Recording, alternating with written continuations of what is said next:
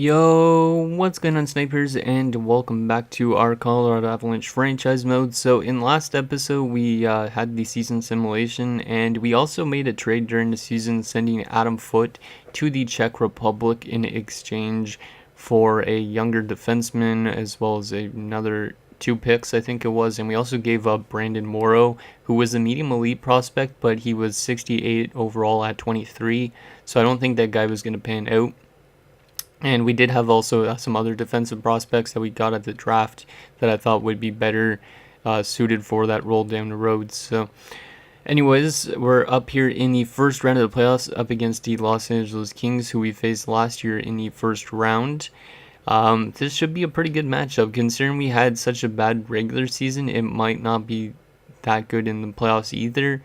And then LA has kind of a bit of experience now that they played last year in the first round.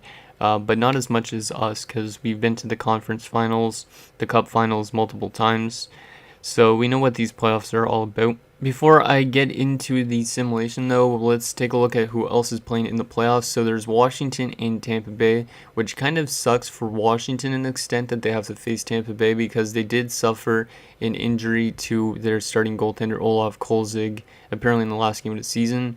Then there's Florida and Finland. So Finland making the playoffs, I think, for the first time in the series. You also got the Rangers and the Islanders. So the Rangers and the Islanders, the Battle of New York. And then you got Pittsburgh and New Jersey. So you got Pittsburgh making it back for the first time in a couple of years, I think. And Martin Brodeur looking for another Stanley Cup.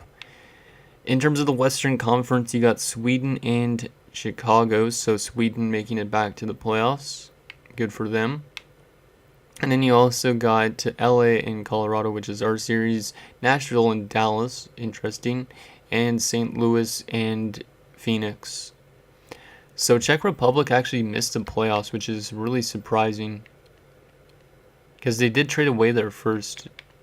I just don't know how close they were to missing. Like, it's weird that they missed, considering Finland made it. Let's just take a look at how Czech Republic missed. Where did the Czech Republic finish in the West? They finished. Wait, where did they make the playoffs? Or maybe they were in the East. Yeah, they might be an Eastern Conference team. I forget. Yeah, they missed just barely. Damn, that really sucks for them, because they did trade away their first at the deadline, actually, I think it was, for Heavy Bullen. Yeah, they traded away like 2 firsts for Heavy Bullen, so Phoenix might have technically the first overall pick this year because of that trade, even though they made the playoffs. Wow, that's interesting.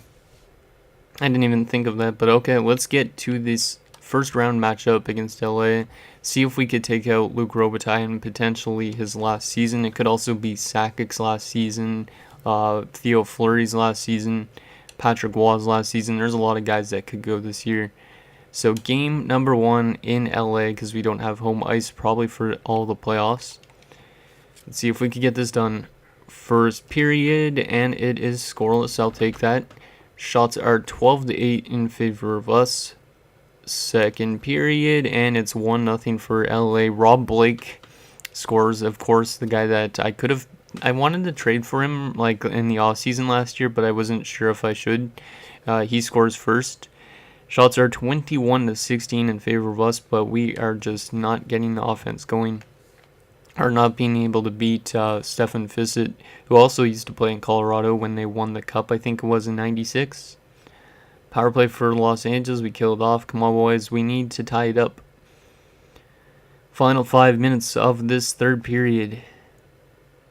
And we are going to lose game 1 by a score of 2-0 as Houston gets the empty netter. Not a very good game. We got a lot of shots, but we just couldn't beat Fiset.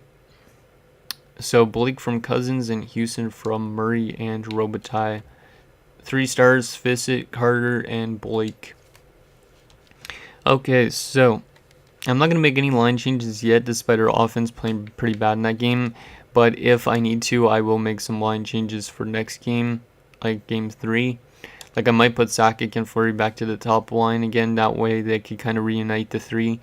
Maybe for one last push. So game number 2, we need to win this game. Actually we don't really need to, but we need to kind of get our winning ways back again. We need to find that offense. First period, and it is 2-1 for us. There you go. Forsberg opens the scoring. Houston gets his second in the playoffs to tie the game up, but a goal with 5 minutes left by Avalanche gives us the 2-1 lead. Shots are 9-7 in favor of us. Second period, and it's 3-1. Jan Bullis. Good job, Bullis. Glad I kept you around. Shots are in LA's favor, 19-18, but we got a 2-goal lead. Let's see if we can lock this down in the third. Hopefully that Henry guy also could help out here in the postseason. Considering he's probably better than Foote at this point in time, because Adam Foote, when we had him, he was a -28 like halfway through the season, which is really bad. So Sakic makes it 4-1. Good to see a veteran come through. And we are going to take game 2 in Los Angeles and tie the series headed back home, which is big. So goals in that game: Forsberg from Dandino and Drury. We also had Ozolinsh from Fleury, Bullis from Strudwick and Zubov, and Sakic from Fleury and Keefe. 3 stars in that game: Carter again, Ozolinsh, and Forsberg. So Ross Carter might be a really good playoff goaltender. I think he actually was last 2 seasons. Like, he played a couple games as like recovery role, and he's proving to be pretty good here in the playoffs so far, only allowing 3 goals in 2 games. Okay, so now the series shifts back to Colorado. Let's see if we can take a 2-1 series lead here, or will we lose our first home playoff game of the year. First period, and it's 1-0 LA, not good. Matthias Roosevelt, I think his name is, scores. Shots are 14-9 in favor of LA, so we need to start getting a bit more shots and limit their chances as well. Second period, and it's a tie game. There you go. Ralph Culp scores on our 15th shot only. Well, actually, he didn't score on our 15th shot, but we only had 15 shots throughout 2 periods, so we're still not getting enough shots. But Ralph Culp, the guy that doesn't really score much and he just fights a lot, gets on the board, so at least we're getting depth scoring in our lineup a bit. And there's a goal from Mike Watt, who's on the third line, to give us a 2-1 lead. Final 10 minutes here, and Grabeshkov, our top line, makes it 3-1.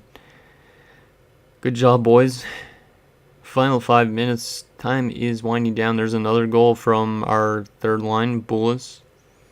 And we take this game 4-1, just like last game. So another great game in net for Ross Carter. So Culp from Zubov and Bullis. Watt from Galchenyuk and Bullis. So Galchenyuk picking up his first playoff point. And then Grabeshkov from Watt and Zadorov, and Bullis from Strudwick and Darmour. 3 stars in that game: Ross Carter again, Bullis, and Watt. So I think Carter's only letting like a goal a game on average, right? Yeah, he's let in 4 goals in 4 goals in 3 games, so never mind, just over a goal a game. But he is playing really good, which is nice. Hopefully that continues all this playoff run if we go farther. So here we go, game number 4. Can we take a 3-1 stranglehold, or will LA take a game on our home ice like what we did to them? First period, and it is 1-1. Chris Drury opening the scoring for us, and Luke Robitaille tying it up for them. Shots are 14-9 in favor of us, so we have the upper hand this time. Let's see if we can come through here in the second, and yes, no, we can't. LA scores again, and it's a lucky Luke Robitaille who gives them the lead. Despite having a shot advantage for us, we're down by a goal. So we need to have that offensive explosion we've had in the last 2 games where we scored like 2 or 3 goals. Hopefully that could happen again this game.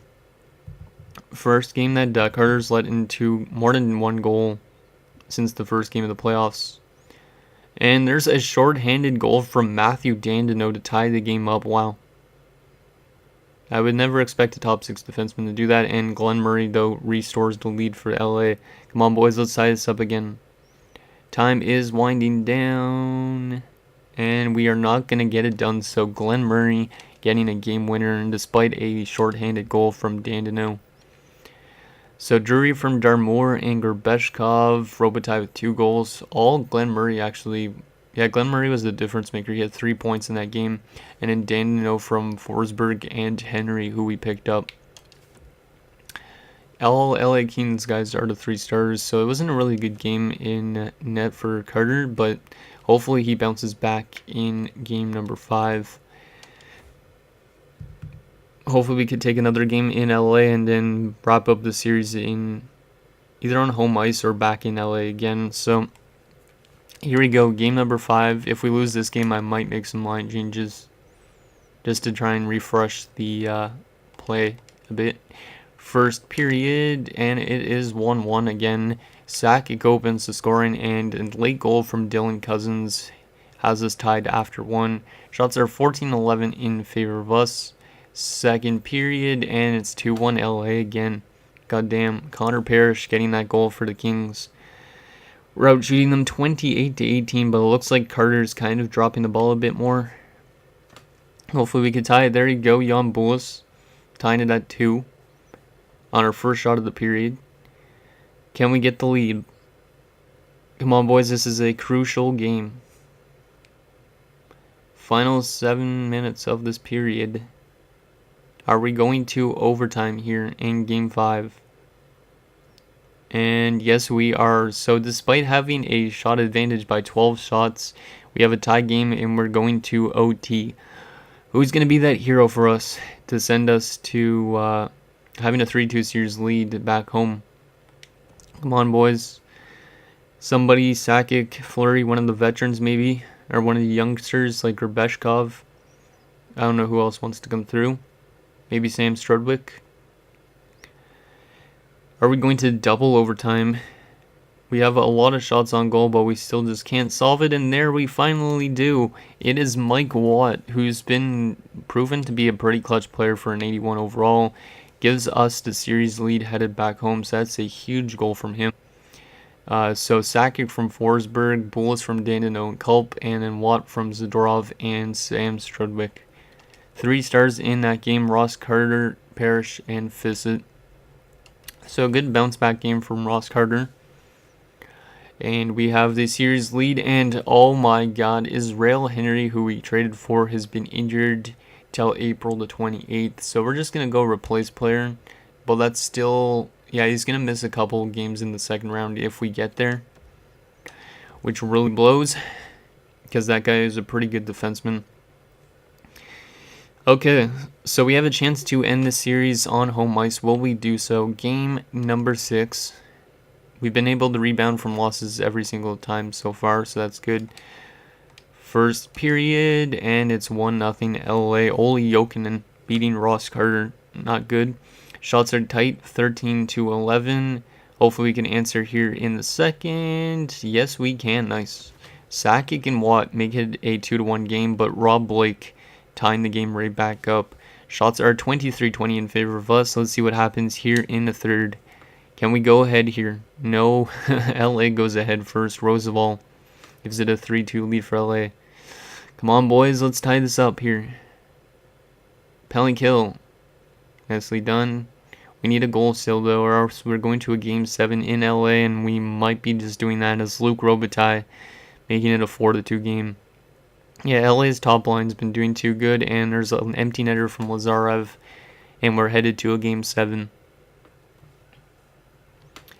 So that wasn't really a great game, especially for Ross Carter. Our only 2 goals in that game were Sakic from Keith and Fleury, and Watt from Galchenyuk. Watt's got 3 goals. Maybe I move him up in the lineup, even though I don't really want to. So we're going to make some line changes just for Game 7, even though we have been bouncing back every single game we've lost afterwards. I just don't know how Game 7 is going to go because it's in LA. So let's go to edit lines quickly, see what we can do to change this up a bit. Drury has not been existent, and he's a -4. Yeah, we're going to move Sakic back up. Gerbeshkov has been non-existent. He's going to move back down. So we're going to move our veterans back to the top line like they originally were. And then, Watt has been really good actually on the 4th line. So we're going to move him up, and Culp is going to go back down. And then Norton is going to move down for Dandino because he was only put in as the injury replacement. And wow, Ross Carter grew to an 89, so that's really nice. But yeah, Henry out for a little bit, which really sucks because he wasn't plus. And during the regular season, though, he was a plus 13. He's a bit physical, too. Okay, so let's get to Game 7. We made a slight little change to our lines. Hopefully that's enough to get us a win here in LA and get us to the second round, or else our season might be ended earlier than it was last year. So real-time simulation here for Game 7. We need somebody to step up for our team, and Kirk Maltby opens the scoring. That's not good for the LA Kings. Shots are pretty close, which is good, but we do need to start scoring. Final few minutes of this first period, and it is 1-0 after 1. We have the shot advantage 9-8, but they have 1 goal. Let's see if we could tie it here in the second period.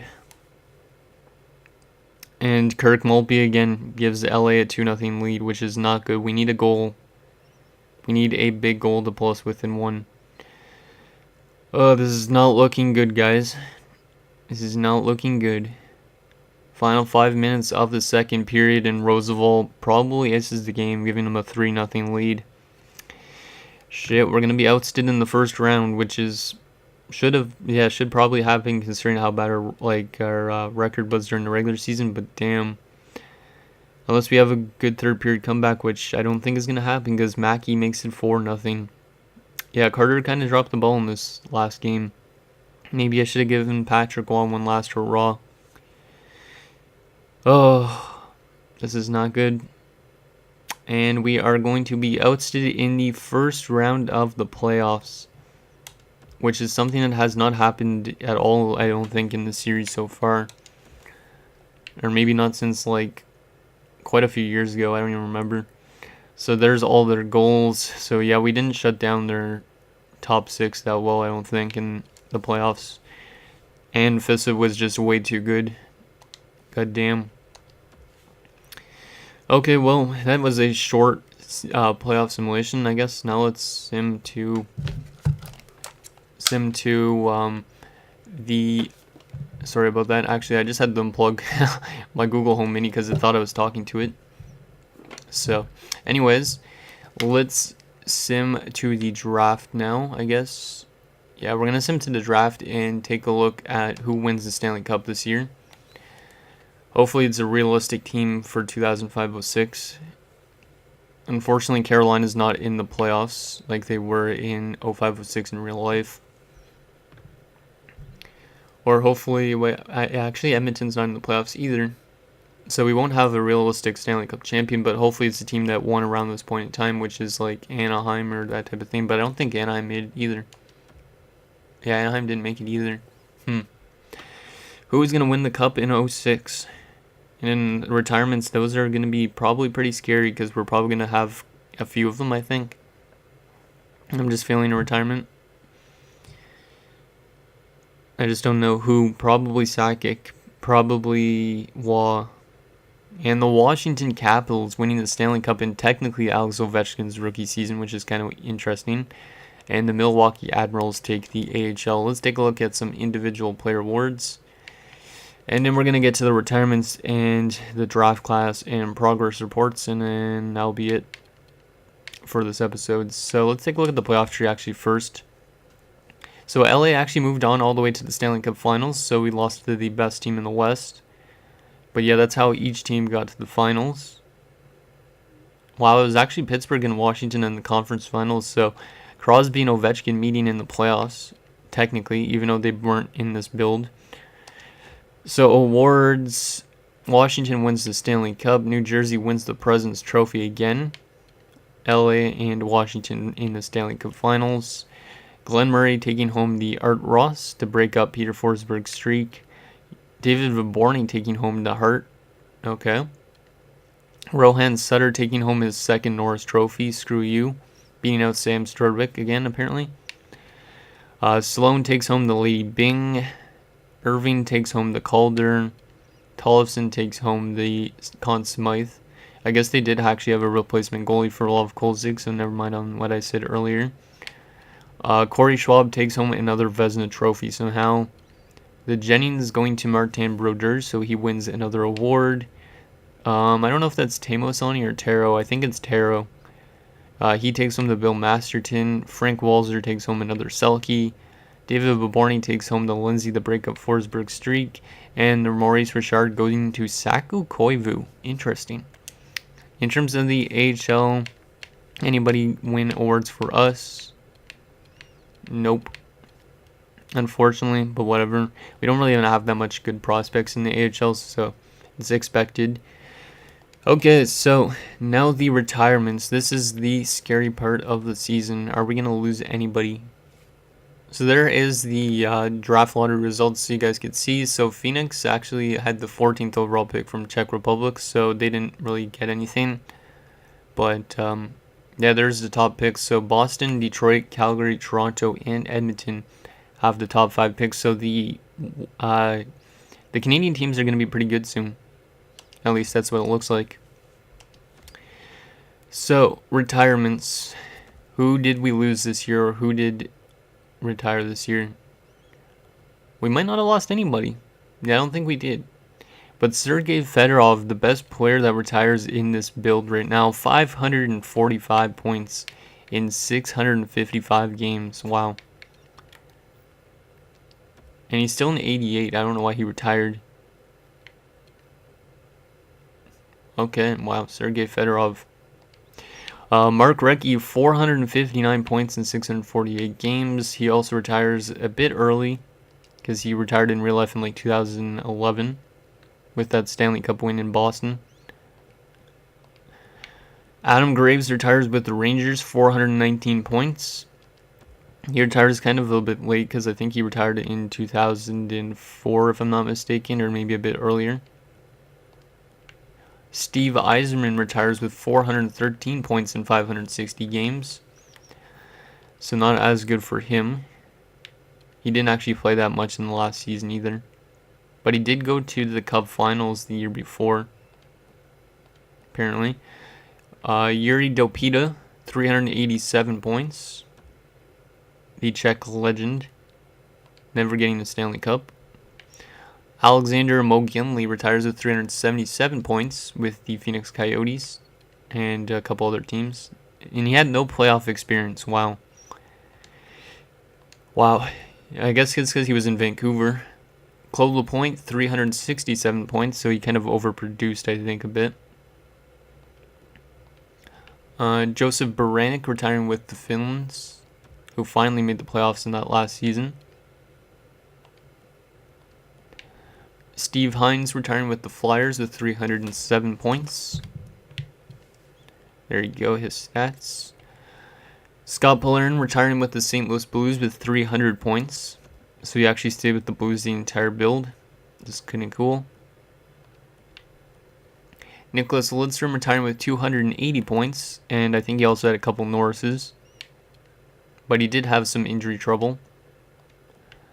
Joe Murphy had 272 points.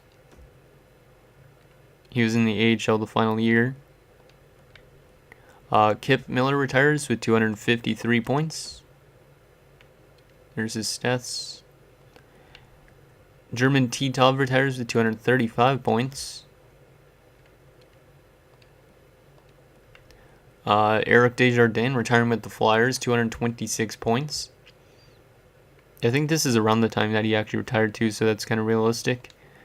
Rob DeMaio retiring with 193 points. There's probably a lot of retirements, so I apologize if this episode runs long again. Andrei Kovalenko retires with 186 points.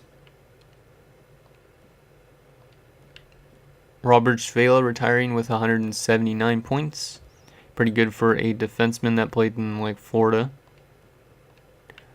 Dan Lapierre retires with 172 points, all with the Germans, so that's pretty good. But he never got to play in the playoffs because Germany has yet to make it. Numanin had 164 points, all with Phoenix. Kevin Haller retiring with 144 points. He played a bit longer than he did in real life, I think, or quite a bit longer. Sheldon Kennedy retiring with 141 points. He was in the AHL the final year. Stefan Quintel retiring with the Detroit Red Wings with 135 points. Also in the AHL the final season. Vladimir Tizplakov retiring with 126 points. Retiring with the Habs. Trent Klatt retiring as a free agent with 124 points. He was in the AHL second last season. Joe Sacco retiring with 119 points. Jim McKenzie retiring with 116 points. Probably a lot more penalty minutes. Yeah, definitely a lot more penalty minutes. He's a really physical player. Barry Richter retiring with the Pittsburgh Penguins. There you go. Terry Yake retiring with the free agents, I guess you could say. 113 points. He had a really good season, actually, in the AHL last year. Corey Cross retiring with Tampa Bay, where he started in this. 111 points. Kind of overproduced, because he was more of a defensive defenseman, I think. Brad Wawrinka retiring with the Pittsburgh Penguins, where he started this. Jyrki Lume retiring with 102 points, so he kind of underproduced a bit, because he was a pretty good two-way in real life. Tim Taylor, who we actually had for a tiny little bit, retiring. He hasn't played in a few years. Jeff Norton retires for us, 101 points. We only signed him as a depth guy, so oh well. He had 2 points in 4 games during the regular season with us, and he was a +6 actually, so not a bad player. And then he actually got to play in the playoffs a bit because of the injury to Henry. Randy McKay retires with exactly 100 points, but he was in the AHL a couple seasons. Probably won a couple cups with New Jersey. Lyle Oline retiring with New Jersey, 99 points in his career. Chris Simon retires, thank God, 91 points. I hate this guy. But he was a +36 in the AHL a couple years ago. Wow. Pretty good for him. Jody Hull retires with 86 points. Also hasn't played in a couple years. Brian Marchment retires with 77 points. Still was a good top 6 defenseman for the most part. Ed Ward retires with 74 points as a free agent. Igor Ulanov retires with 70 points. Damn, there is a lot of retirements. Never got to play a playoff game. Kalle Johansson retires with the Finns, 67 points in his career. A bit underperformed. Who else? Sylvain Lefebvre, our former guy, retiring with the New Jersey Devils. Was in the AHL the final year. David Harlock retires with 62 points. Looks like he was like a 7th defenseman or a top 6 defenseman in the final year. Or final 2 years. Denny Lambert retires with 62 points as well. More of a physical player. Daryl Shannon retiring with the Dallas Stars, 61 points.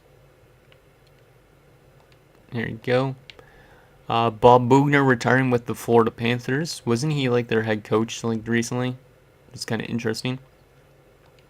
So there you go, Bob Boughner. Anybody else?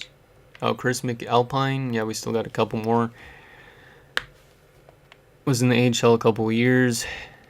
Steve Stais, 37 points, retiring with the Boston Bruins. He actually got to play the full last season. Darby Hendrickson, 33 points. Who else do we got here? Anybody else? Stephon Elliott, I think that's it. Oh no, and Paul Laus, another physical defenseman, only 9 points, but a lot of penalty minutes. Anybody else? And then it's on to goalies. No, I don't think that's Christian Melanin. I thought that was Craig for a second. I'm like, I don't think I made Craig. Yeah, that's all. Okay, now on to goalies. Patrick Wall, did you retire? No, you did not. Okay. But we might let him go because he might not be NHL ready, or he might play in the AHL or something. Roman Turek, the best goalie that retired. 101, 73, and 10 record. Pretty good goaltender. And this is kind of around the time he retired because he played in the Czech Republic until he retired in real life, I think. So there is Roman Turek. And you also got Mark Fitzpatrick, who was a free agent. There you go. And then our former backup goaltender, Craig Billington, retiring as a free agent. So there you go. And then also, that is it, actually. Okay, so that is all the retirements for this year. So quite a bit of retirements. But we didn't actually lose Sakic, Fleury, or Patrick Waugh, which is a really big surprise to me. Okay, so finally we got to check the draft class and the progress reports. And then let me know what you guys think for next episode, because we're going to have to probably make some hard decisions with this team. So we probably don't pick until maybe like 22 or 23. So we could still go after some of these guys like Joshua Bolt maybe. Trojanovic might be not that bad. Louis Lapierre, that type of idea. Maybe even this guy, Will Whitman, he might be pretty good. Is there any steals in this draft that I could pin? There is maybe this guy that could be franchise. George Simard. I doubt he's he's supposed to go 18th, but I don't even think he's franchise. He might be a elite player. Might take him anyways if I could get the chance on him. Any gems? Yeah, there's quite a few gems. There's a medium league goalie, but we don't really need goalies. There's a center top 6'4". We'll pin him. Mr. Moran. We'll also pin this guy. We'll pin all these gems for the most part, except for the goalie, because we don't really need goalie prospects because we got quite a bit of them. There's another goalie actually in Payarvi. Oh, that's another Marcus Payarvi. It's funny. Okay. So let's get into the progress reports. Hopefully we didn't have a lot of guys drop off. Okay, so modified. So Fleury, yeah, he's dropping quite a bit. And then same with Sakic. Sakic might be like a fourth liner next year. We did get some growth from Keefe, which is great. And Gorbeshkov as well. Probably will get a lot of growth. Ross Carter up to an 89. Roach dropped back down to a 76. Huh, weird. Galchenyuk 79. Okay, that's good. Might be a third liner next year. And then we didn't really... Oh, we actually had a lot of other drop-offs as well, looks like. But not too bad. And then in terms of goalies... Yeah, Patrick Waugh is still an 81, but he's listed as a fringe starter. He might be an AHL goalie next year, depending on how guys grow in our system. Which that Hines, that franchise goalie, is a 73 now, so he's gonna play in the AHL for sure. Because that guy's almost NHL ready. Anybody else in the system grow really good? Waugh's up to a 71, so this top 9 forward actually might make it. Which is great. Anybody else? Steven's got a decent amount of growth, but he's already 22. And yeah, that's pretty much it. So anyways, guys, that is going to do it for this episode of our Colorado Avalanche franchise mode. So in next episode, we might have to make some tough decisions in the offseason to make us a young and competitive team, because we are kind of falling a bit apart because of our age and whatnot. So let me know what you guys think, and I'll see you guys next time.